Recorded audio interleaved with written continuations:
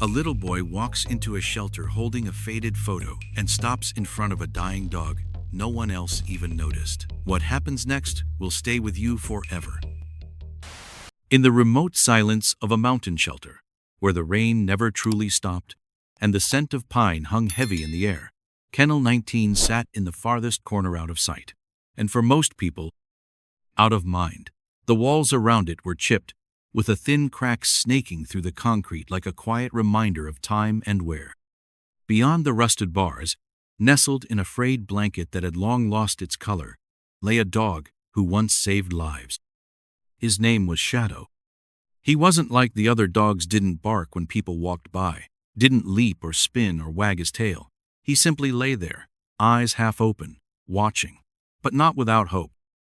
Shadow was a Belgian Malinois, maybe 10, maybe older, it was hard to say now.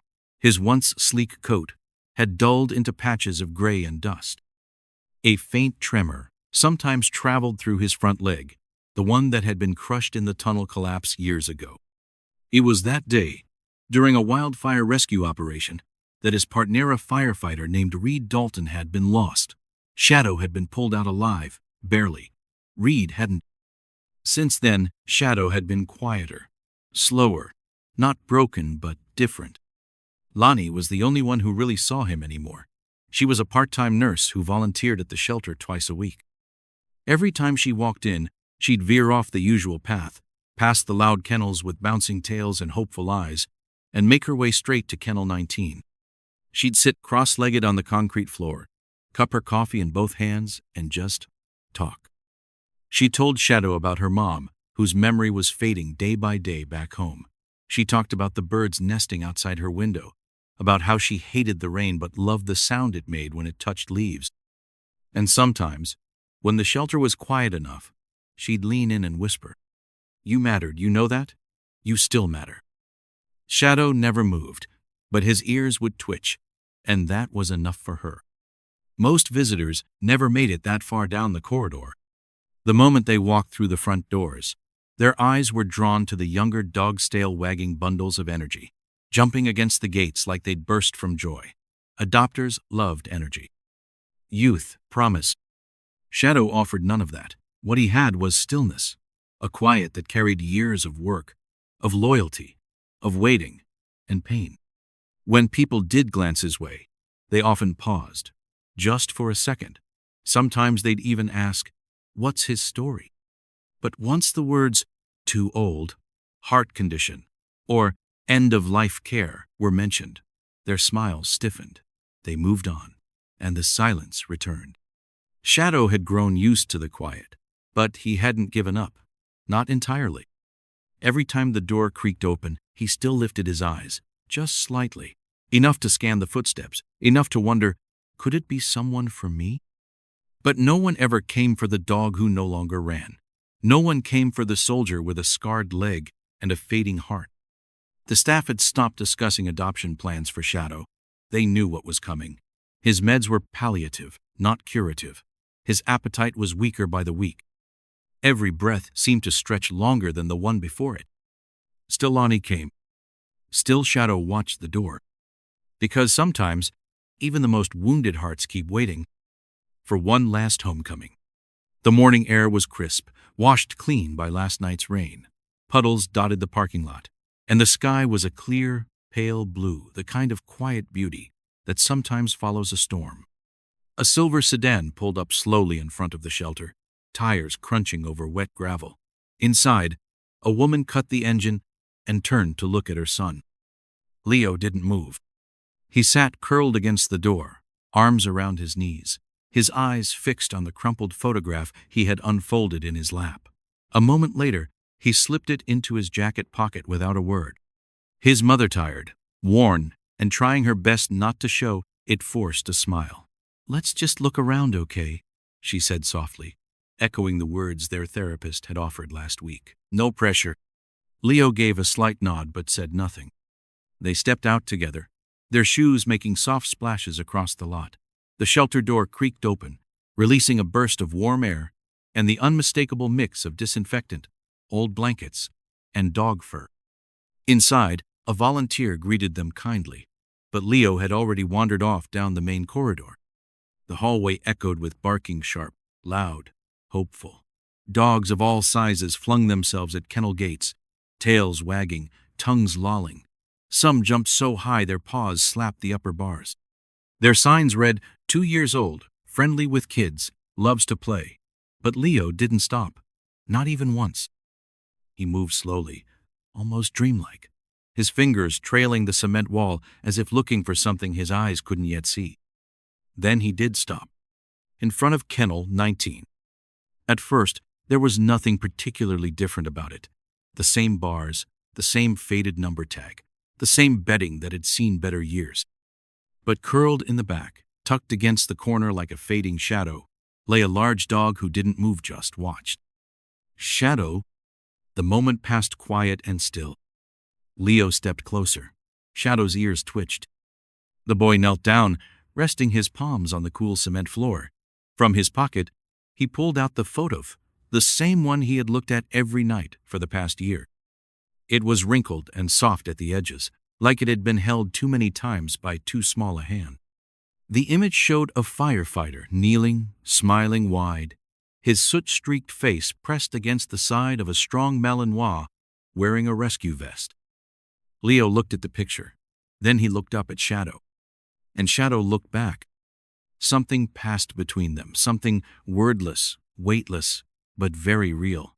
The old dog shifted slightly, as if the bones in his body remembered this child, even though they'd never met. He slowly pushed himself up on one front paw, lifting his head just enough to catch the scent in the air.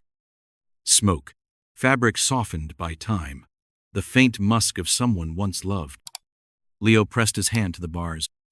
Shadow didn't bark, didn't growl. He simply moved forward inch by inch until his muzzle touched the boy's fingers.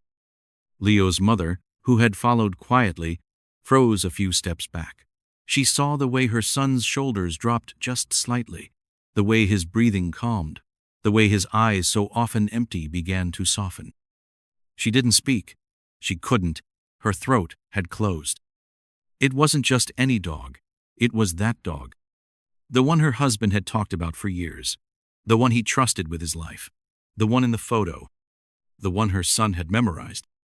Shadow's fur was thinner now, his eyes clouded. But Leo didn't flinch. He sat quietly by the kennel door, fingers still resting against the bars, lips slightly parted, like he wanted to say something but didn't know how. He didn't need to, because for the first time in a very long while, he wasn't alone. And neither was Shadow. The office was small, quiet, and smelled faintly of paper and antiseptic. A single desk sat beneath a flickering light, and on it lay a thin manila folder with a red stamp across the top, end of life care only. Inside, clipped neatly, were years of records deployments, injuries, medical notes, and now warnings. Shadow's name was written at the top in faded black ink. Leo sat on the edge of a vinyl chair, his legs swinging just above the floor. He clutched the photo tightly in both hands, folding and unfolding it as if smoothing out the creases would somehow make everything make sense. His mother stood beside him, silent, her hands crossed tightly over her chest. The shelter's veterinary officer sat across from them, his voice gentle but unwavering. "Shadow's heart condition is advanced," he said, sliding the file closer. "It could give out at any time, days, weeks, if we're lucky. He's comfortable now, but he won't get better." Leo's mother said nothing. She was staring at the photograph in her son's lap, the one she had seen 1,000 times but never fully registered until now. It was real, not just a memory, not just a bedtime story. The dog in the photo was still alive. She reached out and took the picture from Leo, her hands trembling as she looked at the face of her husband's warm grin, the soot on his helmet, and Shadow, alert and proud beside him. A tear slipped down her cheek. "I had no idea he made it out," she whispered, more to herself than anyone else. "He never said." Leo didn't look up. His voice, when it finally came, was soft, barely more than a breath. "Dad always said, never leave a teammate behind." The room fell silent. The vet glanced away, blinking fast. His fingers tapped once. then stilled. Leo's mom lowered the photo and looked at her son. Really looked. The way his eyes clung to the kennel hallway, the way his fingers still curled as if reaching for that moment, that connection. This wasn't about a pet. This was about a promise. She took the pen, and without another word, she signed. The shelter gate creaked as it swung open, the rusted hinges groaning like an old song that hadn't been sung in years. The rain had stopped hours ago, but the ground still glistened, puddles catching the silver light of late morning. The air smelled clean damp earth, pine, and the faint trace of something new. Something free. Shadow stood at the threshold, just beyond Kennel 19, where he had spent the last chapters of his life, waiting without knowing what he was waiting for. His frame was thin, his fur rough in places, but his steps, though slow, carried a quiet strength. No leash tugged at his collar. No one pushed or pulled. He walked on his own, because someone finally believed he still could. Beside him, Leo matched his pace. The boy's hand rested gently on Shadow's back, not as a guide, not to lead but to say, "I'm here." His eyes didn't dart or wander. They stayed steady, focused on the path ahead. For the first time in a long time, Leo looked like a kid who wasn't lost anymore. A volunteer held the door open, her hand gripping the handle tighter than needed. Her lips were pressed together, her eyes red. Lonnie stood a few feet back, watching with both pride and heartbreak, whispering a goodbye. Shadow couldn't hear but perhaps still felt. As they reached the edge of the walkway, Shadow paused. He turned his head slowly, glancing back not at the kennel, but at the building, the people, the life he had once known. Rescue calls, the weight of smoke in the air, his partner's steady voice. And then silence. Until now. He looked forward again. One step, then another. His limp was pronounced but purposeful. Every paw print he left behind in the wet concrete felt like a signature, a quiet declaration. I was here. I mattered. I still do. Leo kept his hand where it was, and together they crossed the final line between being unwanted and being chosen. The gate closed behind them with a soft click. And just like that, Shadow was no longer a dog waiting to die. He was a dog going home. The house wasn't big, and it didn't need to be. A one-story suburban home tucked beneath a line of old oak trees, its siding slightly faded, its porch light flickering when the wind blew just right. But inside, it was warm, lived in, quiet, and filled with the soft rhythm of healing. Leo had chosen the corner himself. The far edge of the living room, right by the bookshelf, beneath the window that caught the morning sun. He spread out 2 blankets sewn thick and old, the other his favorite from when he was younger, and set Shadow's bed there.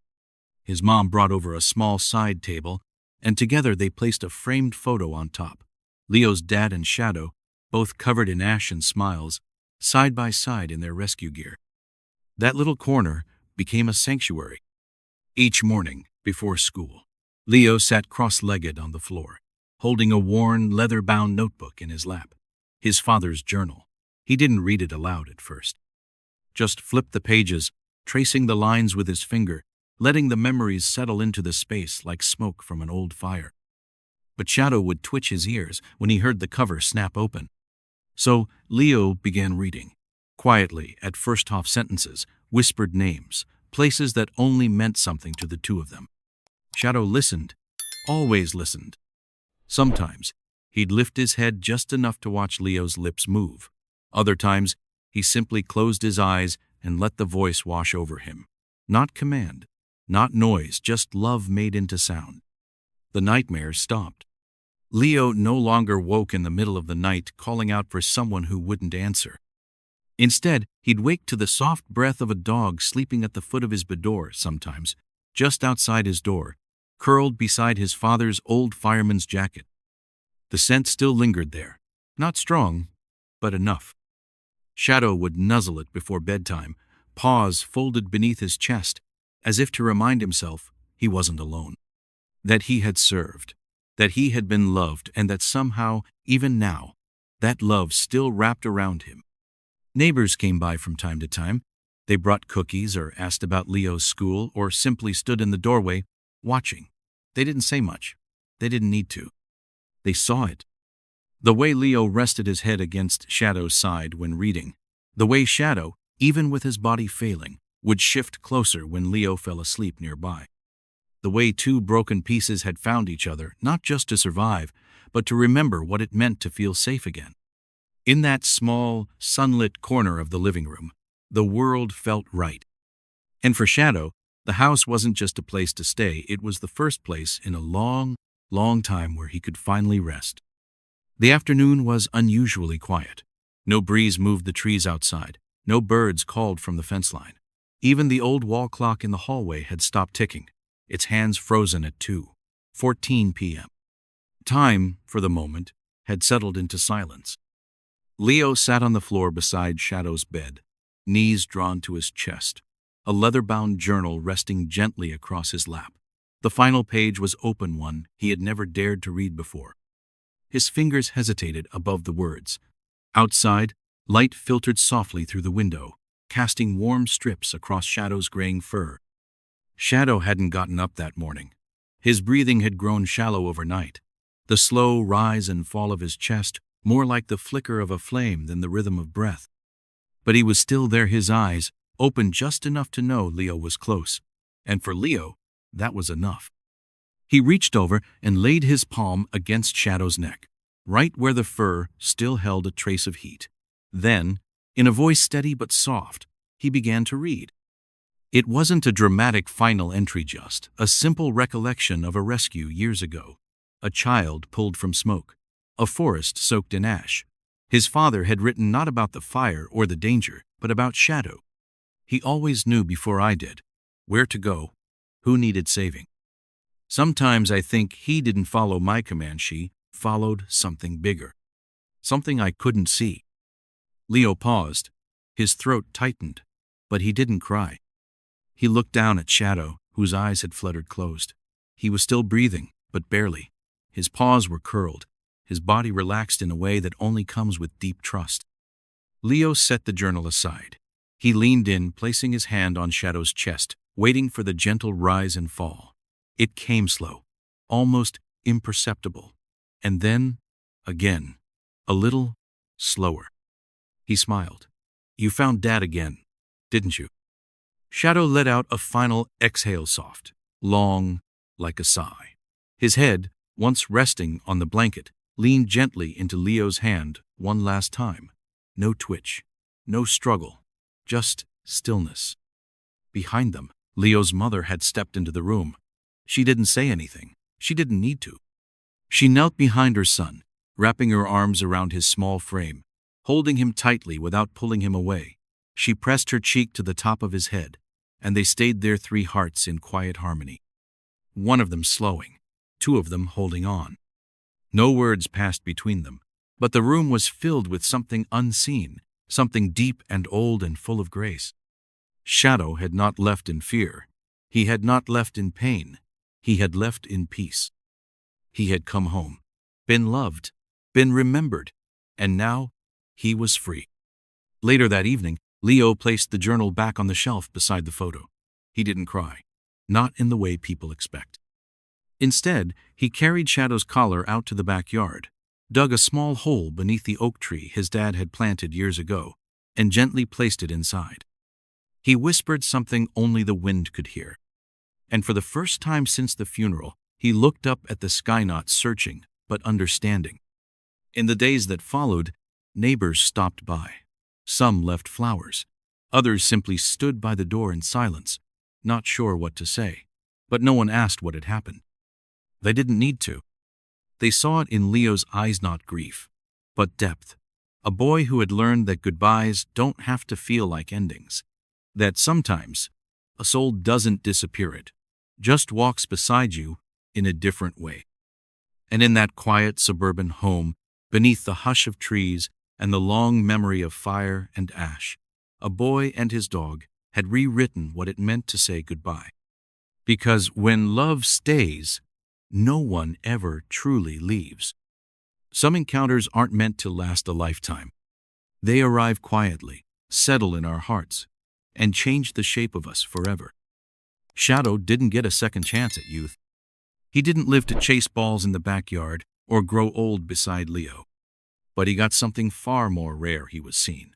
He was remembered. He was loved in his final days, not because of what he could do, but because of who he was. Leo didn't rescue Shadow from death. He rescued him from the silence of being forgotten, from the loneliness of waiting behind bars for a door that might never open, from the ache of outliving your purpose, without knowing if you ever really mattered. And in return, Shadow gave Leo something too: a bridge back to his father, a reason to speak again, a hand to rest on in the dark. Because sometimes the greatest rescues don't involve sirens or smoke. They happen quietly, in a sunlit corner, between two broken hearts choosing to heal together.